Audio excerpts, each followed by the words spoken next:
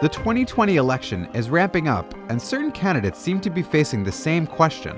Why are you, as a straight white male, the right person to lead the Democratic Party? Does being a white man put you at a disadvantage? So, Bernie, 44 out of 45 presidents in this country have been white men. Do you think we need another one? Why are all these male candidates being asked seemingly out of the blue about their privilege? The majority of Democratic voters are women and people of color, and they have enormous power, and yet we've never had these kinds of choices. The Democratic primary is the most diverse in history, reflecting the changing demographics of the electorate. We are changing from a majority white to a majority minority country. That is a dramatic political shift in our country. And it's most pronounced in Democratic primaries, where, for better or worse, the vast majority of minorities are siding with the Democrats. Couple those demographic changes with the major progressive movements of the past few years, it seems inevitable that those cultural conversations would find their way back to the campaign trail. Any candidate that is running for the Democratic nomination needs to have a meaningful and deep understanding of diverse communities in this country, because that's who votes in Democratic primaries. So, reporters are asking candidates to speak about their own identity, and their answers have been varied.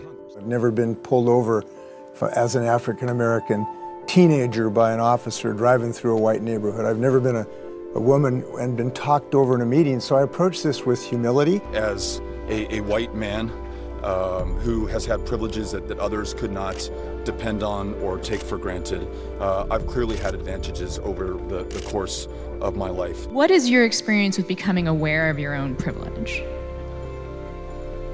Well, I had one in college. This is largely a story about how naive I was, but... Well, actually, that's privilege. Yes, that's right, because you can get away with being naive. I think recognizing that and understanding that others have not, doing everything I can to ensure that there is opportunity and the possibility for advancement and advantage for everyone is a big part of this campaign and a big part of the people who comprise this campaign. So I think if I would have run 30, 40 years ago as president, being a white man would have been an advantage.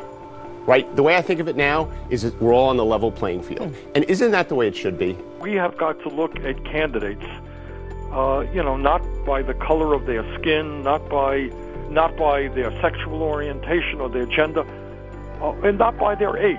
Answering these questions is one thing. How candidates back up their sentiments is another. Take Bernie Sanders in 2016. Let's be clear, Black Lives Matter pretty much ended that campaign. In the United States of America. The race in 2016 was over when Bernie Sanders got his hat handed to him in South Carolina. An overwhelming victory in South Carolina. Because what that meant, just like in 2008, was one candidate was able to consolidate strongly the minority vote. If you consolidate strongly the minority vote, you're going to be the Democratic nominee. Just that simple, it's math.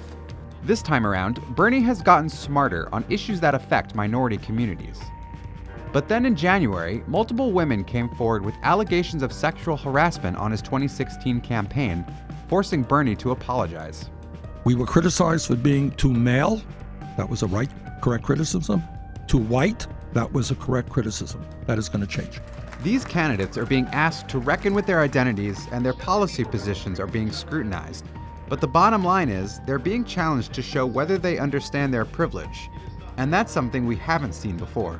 You can have all the policy in the world, but if you can't speak truth to power for certain communities, it's going to be hard for you to get their vote, regardless of where you are on the policy. The reality is that one of the deepest and most painful issues in American society today is the intractability of the barriers that are very real and exist still for women and for underrepresented minorities. And that is the work of our time. Breaking through those, being honest about them, and then moving forward to address the very real inequities that continue to exist in our society. That is at the heart. That is at the heart of what the debate on the side of the Democratic Party will be in this election. It is the empathy election.